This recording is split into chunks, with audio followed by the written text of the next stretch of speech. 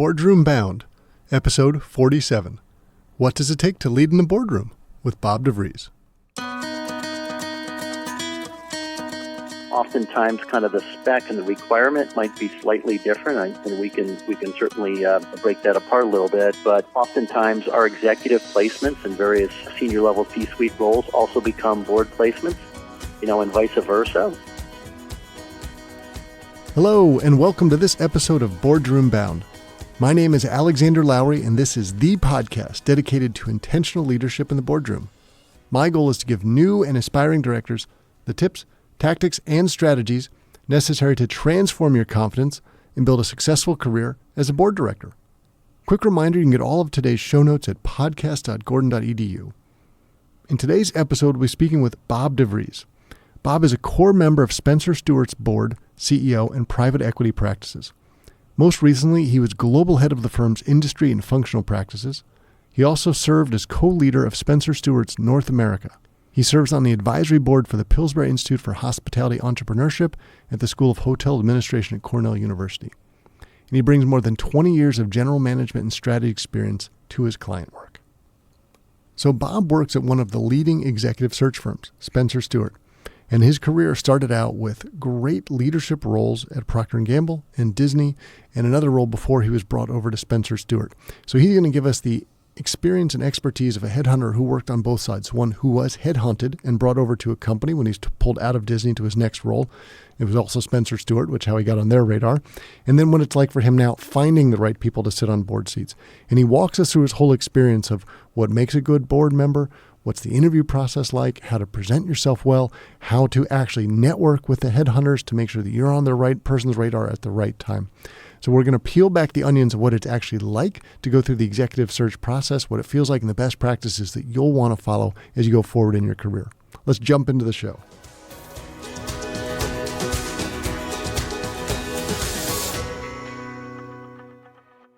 Bob DeVries, welcome to the Boardroom Bound podcast. Thank you, Alexander. I appreciate it. Well, delighted to have you here today. I mean, when people think about getting a board role, headhunter is usually one of the things they think about. That might be the gateway to it. And when they think about the top firms to go to, Spencer Stuart is usually one there as well. So delighted to be getting your insights, not only from your personal perspective, but also from your corporate perspective. And I think maybe a great place to start would be looking at yourself and your history. So you've got some great names of how you went through and built up your career from working at Procter & Gamble to Disney to get where you are today. Maybe you can give us a little bit of color about how that fits, because I imagine being a headhunter, it's so important to have been in the industry and worked at those sort of levels. Happy to do it. Yeah. So many of our consultants within our firm do have industry backgrounds. I uniquely happen to actually be a placement of our firms, but by way of brief background, when I came out of business school, I started my career in product management or brand management with Procter & Gamble in Cincinnati. I was there about 7 years and left and joined the Walt Disney World Resort in Orlando, Florida, where I similarly worked in kind of a branding, marketing, and products role with a number of their various businesses and brands. And then I'm always pleased to say it during kind of a moment of a great fun, and that was an organization I enjoyed my experience with thoroughly. But I was recruited by Spencer Stuart, which is how I first got to know the firm, and was placed and ran a portfolio company, a private equity-backed portfolio company in Southeast Florida, which is where I still live today. It happened to be in the global travel and tourism area, continuing with my Disney experience, and that's continued to be kind of an area of focus and specialization for me. But having been on the industry side for some 20 plus years, it certainly helps me relate to my clients' various situations. It helps me assess talent. And I was fortunate to be with two organizations in particular, with P&G and Disney, that put a very high premium on leadership capabilities and talent. So it was a great launching pad and background for me. Since then, I've been with Spencer Stuart now for about 13 years in various management and leadership roles, and a good part of what I do is still in the hospitality space on a global level today. And I know you're involved in several leadership positions in that, for example, with Cornell's program around that. So in some ways, I'd love for you to tell us about that, because this is a brand that you've built over time based on your background and expertise. Clearly, Spencer Stuart picked you out because of that. And this is probably helpful for our audience to realize of you have to become an expert in something and an authority on to get noticed and in some ways be on the radar. Can you give us the perspective? You're on both sides of that now. How does that feel and look? That's true, and I think like many types of kind of businesses, particularly professional services firms, our clients are looking for partners or advisors that really understand their business. So our business, unlike many, like many, is becoming much more specialized. So the fact that I have some expertise in hospitality, whether I'm sitting in front of a client in the hotel or the cruise line or the gaming industry, I really understand their business model, their situations, and some of the various, competitive dynamics that they're facing. So I've really focused on that area, and as an advisor in that arena, I'm certainly looking for ways to bring value to various partners and constituents that I interact with. And I've been fortunate to get involved with Cornell University. I'm on their hotel school of entrepreneurship on their advisory board, and that's been a real pleasure. I've been very involved with the Urban Land Institute and the Hotel Development Council and a number of other industry-related associations, again, where I not only interact with various top executives in the industry, but provide, find ways to hopefully bring a value as it relates to leadership. And that's really helpful context for our audience, but I'd like to differentiate the difference between when you're thinking about Spencer Stuart, you have a role to fill for a C-suite executive versus someone on a board. Do you think about them exactly the same way, or do you think I need different skill sets, different expertise? Maybe they don't have to be in the industry. What's the difference in your mind?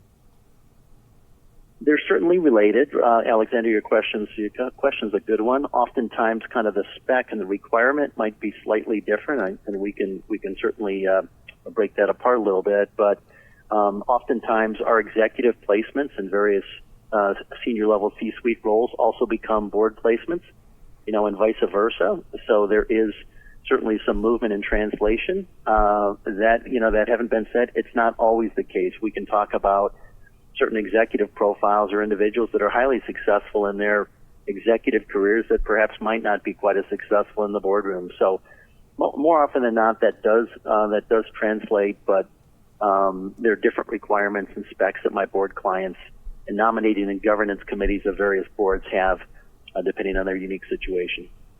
And just a quick example, so on the show we've had Cheryl Batchelder on before, and she has had several C-level jobs, but also several board jobs, some of which when she's been placed onto the board, she's then had to move into the CEO job for various reasons. So they tend to be a lot of fluidity around these sorts of things. But maybe you can break it down for our audience in the sense of, we probably hear a lot, you need to network, and headhunters, executive search firms are the right place to network. They have all the connections.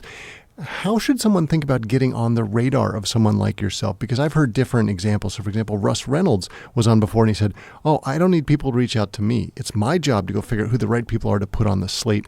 And I don't know that that's the same view for everybody. Do you feel that is the same perspective that you have, or would you recommend something different? So it's a little bit of both. It's certainly important to get on the radar of the major retained firms, and there are 4 or 5 that cover most of the very senior level C-suite roles and board roles. So it's important to get on our radar and make sure we have current and up-to-date information. And to the extent that it's comfortable and natural, we always like to hear from people and potentially even an in-person meeting if you happen to be in our market. But importantly, you can imagine the amount of inbound that we do get, right? It's almost impossible for us to respond to every single one of those. More often than not, the very specific spec that we're looking for, we work with a team and a research team, and we're able to pretty quickly identify and understand that target audience or universe, and we do very proactively reach out to them. So, don't be frustrated if you do reach out to a retained firm. Sometimes it might not be the right level or area of expertise, but we certainly are, we'd welcome hearing from you, and we certainly want to make sure we have your current and up-to-date information. And Bob, just to further explain that, so you told your own example before about how you were minding your own business at Disney, probably knocking it out of the park, doing really well, and someone knocked on your door and said, hey, I think we've got a good opportunity for you. And I will just assume that's because you were doing so well, you were building up a brand and becoming an authority. And is that the general guidance for most people if they're thinking, great, I want to be on a board at some point? You talked before that they are looking for a specialist skill and expertise, become really good in your own niche, and that's how your brand grows. Is that right? Absolutely. Yeah, we are really looking for the individuals that are having a specific impact in the marketplace in either their respective industry or respective functional area. And there are different, preferences and things that are in kind of higher demand. But I did not have a strong pre-existing relationship with Spencer Stuart, but they identified me being with a blue chip academy organization like a Disney, the impact and the role that I was having within that organization, and reached out to me for kind of the very first touch, which led to my placement. If it makes sense, maybe just a couple of the most common or typical backgrounds that we would see for a board type of spec. Certainly our clients are always and routinely looking for either current or former kind of president and CEO level executives. Think of that broadly as general management. They want someone that's been in a P&L position, can relate to a CEO and his or her team, but certainly there's always high demand for proven general management leaders or executives. Probably number two would be financial experts. That could be a general manager with particular financial expertise. It might be an operating CFO, and sometimes you might even see an audit partner with one of the kind of the major accounting firms or advisory firms. They not only want that financial expertise on their board, but they're also looking for you to help them populate their audit committee, and including potentially someday even chairing that audit committee. Another very common and probably one of the fastest growing specs we have right now is for digital directors.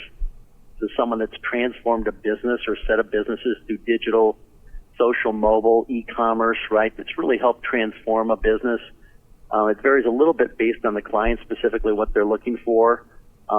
That's usually not an operating CIO who's served in more traditional types of roles. Sometimes it can be, but they are worried first and foremost about their business or their industry being disrupted, and they want that type of transformational thinking in their boardroom. What else? Sometimes global experience. If we've got a client that might be more domestic in nature and they're looking to expand rapidly to certain global markets, someone that brings that expertise for scaling a business globally. And then, of course, there's always a premium on diversity. That's ethnic diversity, gender diversity, and even oftentimes now even age as a part or requirement of the various specs. And all of that makes sense because you're going to want a different level of skills and expertise in order to have a well-rounded board that goes together really well. And maybe this is the secret sauce. I don't know if you can explain it, Bob, but I imagine there's a really hard challenge for someone in your seat figuring out, this is probably the most talented executive I've ever seen, but you have to figure out how they make a good director, and that's probably not always a direct comparison across. How do you figure that out?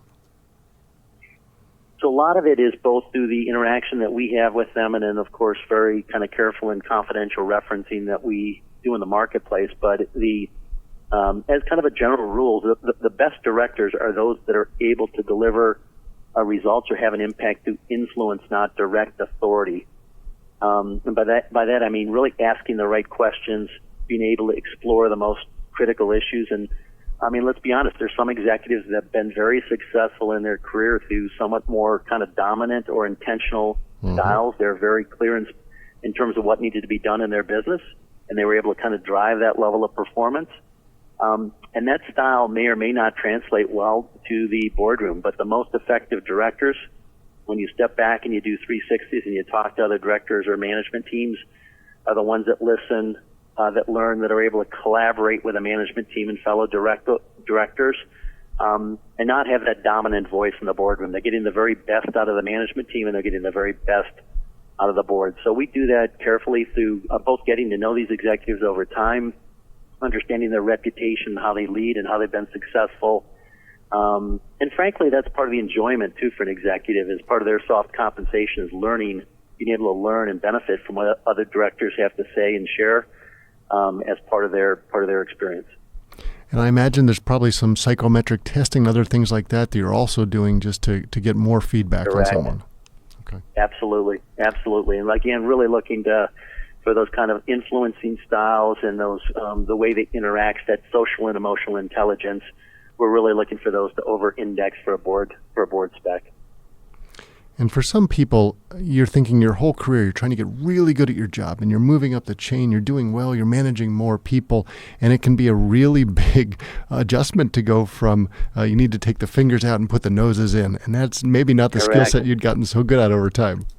Exactly. And some have been very successful to transition, but I think those that understand it is a slightly different set of requirements are the ones that are able to kind of transition and migrate the most effectively.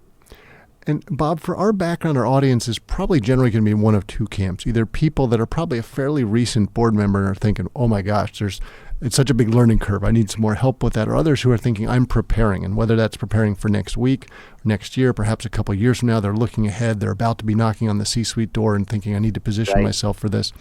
And for those people, I imagine almost a dose of reality is that you're probably going to have some trade-offs to get your first corporate board role. And you've probably seen that and experienced that in many different ways. And can you give us some examples and help us understand that? Sure. And it's an excellent question, Alexander. I'd say it does depend a little bit on your situation. And let me qualify there. If you are an active executive, right, so you're an active C-suite executive, quite often your organization or company is only going to allow you to sit on one outside board. So my recommendation, our firm's recommendation, would be to really remain patient and selective because it's important you stay very committed to getting on that right board because you're probably only going to be able to serve on one given your other demands.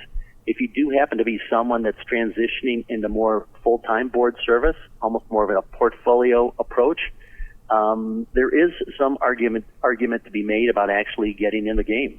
Sometimes some of my clients I find will value either a current or very recent corporate board experience.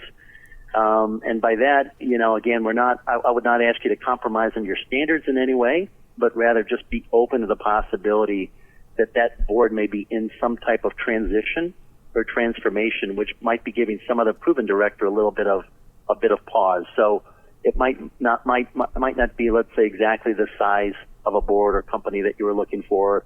There might be something about the brand that isn't just quite as pristine as you would hope for. Maybe there's something about the organizational health. It's going through some kind of a transformation, or there's a leadership transition underway. That again, if a proven director's approach, they might say, I'm not sure, let me think about it, but it might be an ideal way for you to get on that very first board and to get meaningfully in the game without taking inappropriate risk for you in your career. Mm-hmm.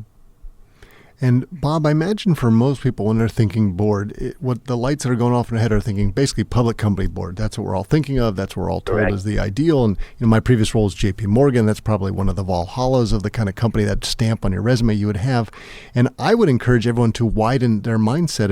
And from your prior role, I think you can speak directly to this. When I think about, say, private equity or venture capital, there are exponentially more opportunities out there for those sorts of companies. Can you speak to the differences of being on those sorts of different boards? Of course, and they are excellent opportunities to again get meaningfully in the game, and in some ways there may be even a little bit easier to transition from a kind of a more executive type of role into your first board role. Private equity has one focus and one focus only, and that is really driving and creating differentiated value.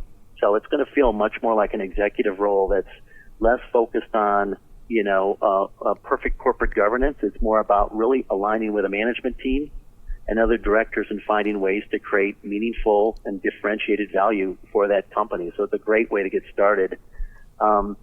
Conversely, corporate boards, of course, have other public responsibilities in corporate governance, and the way you manage risk and the way you manage financial performance, and the various and appropriate checks and balances in a public company boardroom, of course, have much more focus on risk mitigation and managing that for their shareholders. And again, that doesn't mean that they're in any way irresponsible in a private equity or privately held setting. They're not. But of course, it's much more of a requirement for a public company board. So they both have their merits. But I would agree with you. Oftentimes there's some exceptional opportunities for privately held organization. It might even be through a family office where it's more advisory, or private equity or venture where they can meaningfully get in the game. And Bob, from your expertise, as you're thinking about filling a board role with XYZ company, do you value, say, having the experience like we just talked about more of someone's had a board experience somewhere, even if it's not with, say, a blue chip public company, versus someone who's just really good in their job and was waiting for the right one to happen? Which one of those do you lend more value to? Really kind of the corporate performance with their day job, right? If they are exceptional and really stand out, that is first and foremost going to be noticed. And if that's maybe not quite as exceptional or stellar, being on another corporate board will likely not kind of offset that. So the executive performance is what's going to be most notable, and that's what you would talk about in an interview process with other directors or with a nominating governance committee. So executive performance first. The meaningful corporate board experience on top of that is certainly beneficial and additive or accretive. One other maybe departure there would be sometimes I'll have prospective directors talk to me, well, I've got meaningful nonprofit or industry board experience. Alexander, as you might imagine, that can be a bit of a mixed bag. My clients often don't know how to accurately judge that type of experience, so unfortunately it sometimes can get discounted.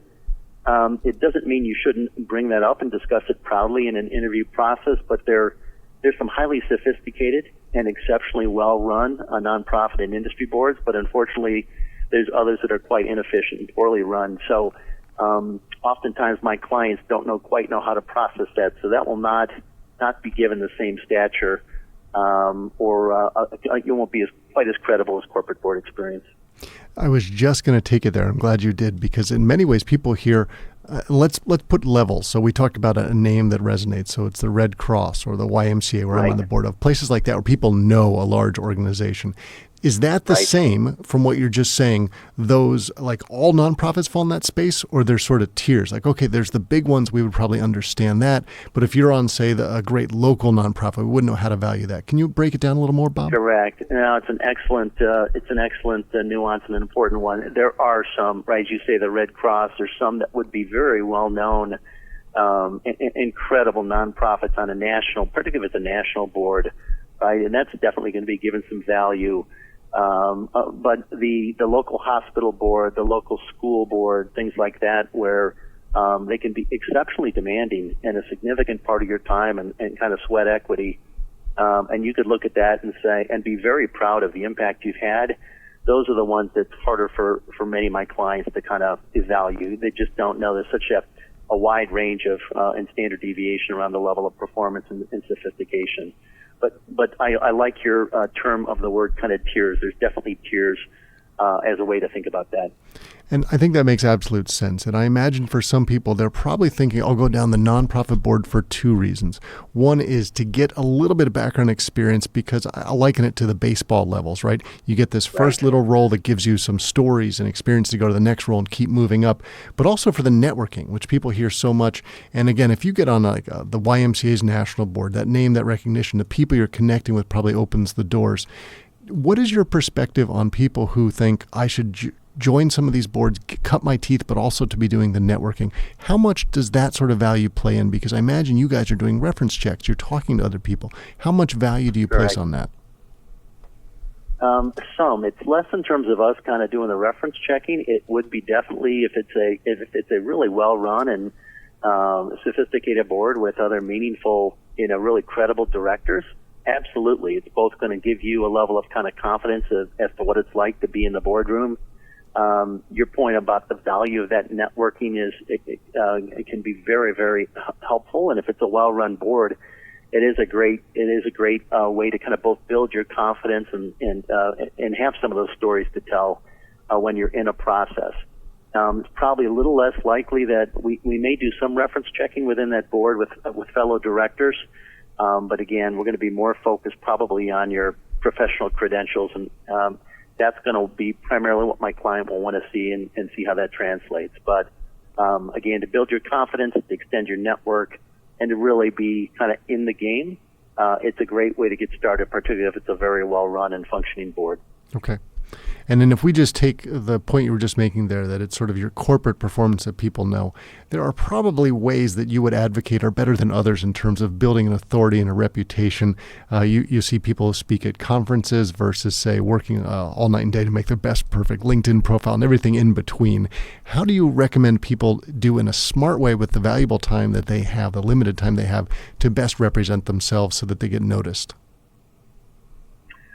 So industry conferences can certainly be helpful, and we do within our area of focus and specialization, and we do attend those, and we do kind of carefully monitor the activity at those conferences. Now, again, there's different reasons to be invited to serve on various panels and to lead various presentations, but it does give you good and meaningful exposure. So the extent that you're active and involved on an industry board, industry panels, and networking that way, that can be very helpful.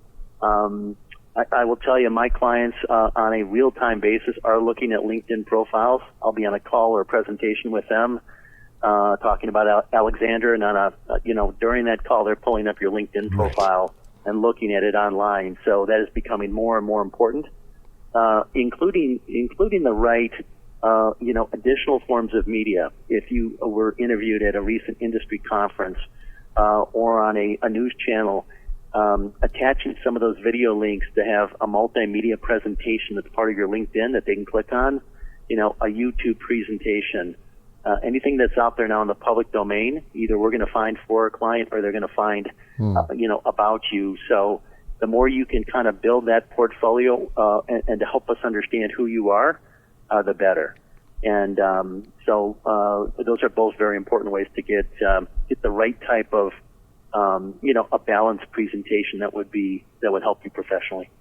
And I would go so far as to say the LinkedIn profile is never going to get you the job, but it might put you on the radar because you're really just trying to open the door to have a conversation. So if you're searching for the right person, you might say, okay, this person is worth a phone call. But at the end of the day, that's just opening the opportunity. You're going to have the experiences when you get in for the interview. And for some of our listeners who have never gone through the experience of the board interviews yet, just to be very clear, so when Bob is hiring someone for a board member, he's working for the company. That's who he represents. He's not representing the individuals for the candidates being put up. But I would argue, and correct me if I'm wrong here, Bob, the slate of, let's say, 5 candidates you put up for the board role, they're all going to be spot on with the spec. They are all going to be exactly what would sound like a fit. But then the board is going to vet them. They're going to do the interviews. They're going to have the conversations. What is your best practice guidance for people thinking like, okay, you've made it that far. How do you knock it out of the park? How do you become the tallest duck in the pond that they choose? Yeah, it's a great question, and that's exactly right. I mean, it is not at this level. It's not a volume game. Our clients are not meeting 10, 12 different candidates. We have an obligation for you as a prospective candidate to be super respectful of your time, and if you're in a process, you want to know you're not one of 10.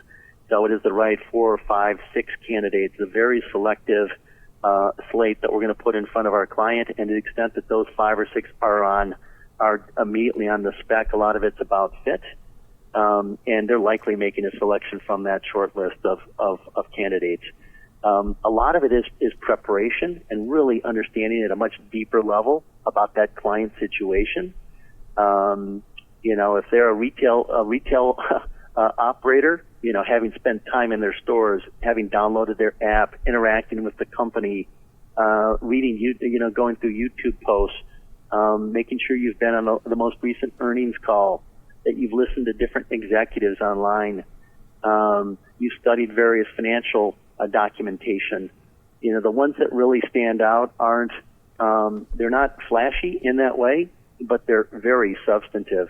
And it's clear that when they show up in that interview room, it's a position they want. They've spent the requisite time.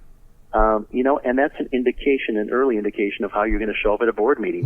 You're going to show up prepared, you're going to show up thorough, and you're going to be very grounded in what's most relevant.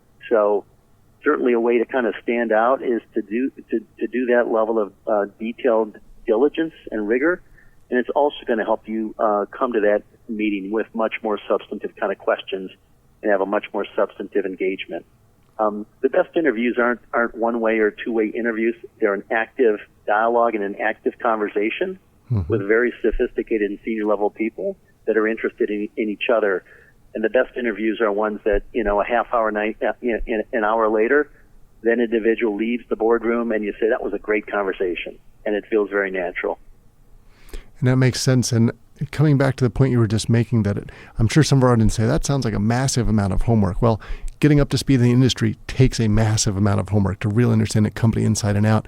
Plus, when you go to a board meeting, you might have 1,000 pages of documents that you're reading anyway. So there's going to be a lot of prep. That's not abnormal in that sense.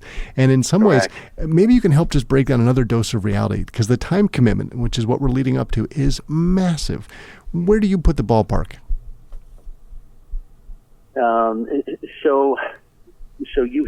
It's going to vary, right? If you think of a typical board commitment nowadays, a typical a tenure for a board candidate, let's say, might be 3 to 5 years. So you're signing up for at least a 3-year commitment.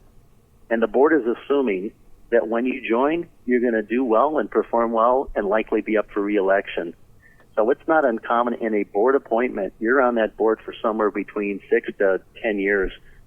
I completed a board assignment last week, and it'll be succeeding the director that's cycling off the board after a 10-year commitment. And I share that as context because you can imagine during that 10-year period of time of his service, the number of cycles that board naturally went through. Mm-hmm.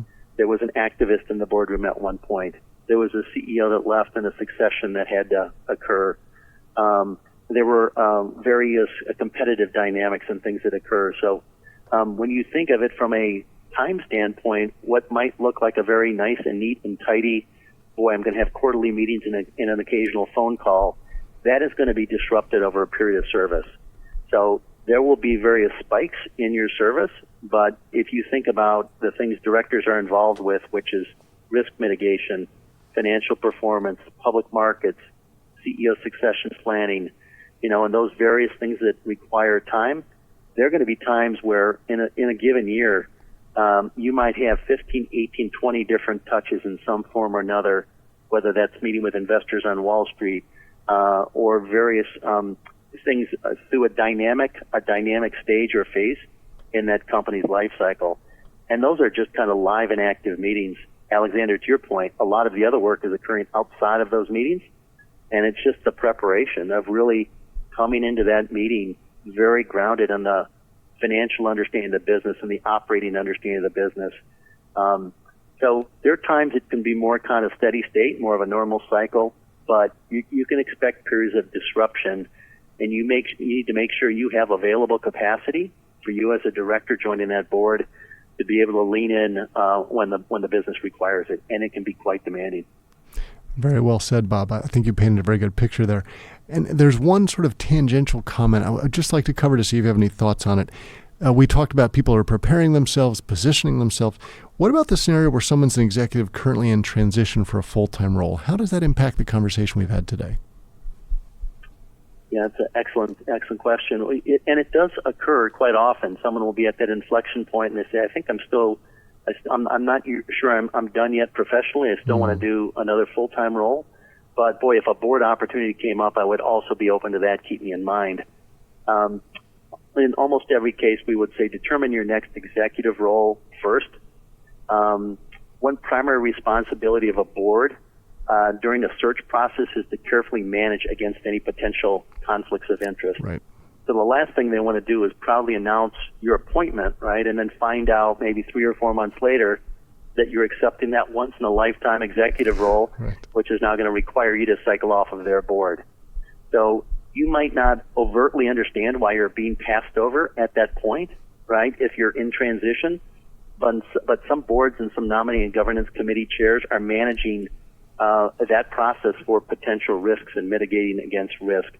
So again, you might have those two that you're considering on a parallel path, and our very strong recommendation is determine your next executive role first, give that new board that you might join clarity around what you will be doing in the marketplace, and then actively pursue a board role. That's great advice. And Bob, I'm sure there's so many people listening today thinking, okay, I knew about Spencer Stuart before. Clearly, this is a great organization. They've got it all figured out. They've got the right connections. Wanting to learn more, whether that's about the organization as a whole or connect with yourselves, what would be the right way for people to follow up? So a couple of thoughts. One, first of all, there are some excellent resources on our website that are available to anyone. So if you just simply go to Spencer Stuart, and that's spelled Stuart, SpencerStuart.com, there's some, again, excellent articles, and many focused on board roles and first-time directors. So I would highly recommend you perhaps first start there. You can also feel free to reach out to me on my LinkedIn. So I'm out there. It's very public, but at Robert DeVries, DeVries. Again, remember, most of what I do is in very senior level hospitality roles. So if you're from a very different type of industry, there might be less that we can do together, but I can certainly try to help you get connected within our firm, and would be more than happy to do that. And I think that's a great final nugget of, you may have heard of some of the big name firms like a Spencer Stuart.